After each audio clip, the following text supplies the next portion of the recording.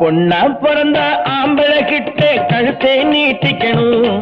அவன் 1 2 3 முடிச்சு போட்டா மாட்டிக்கணும்.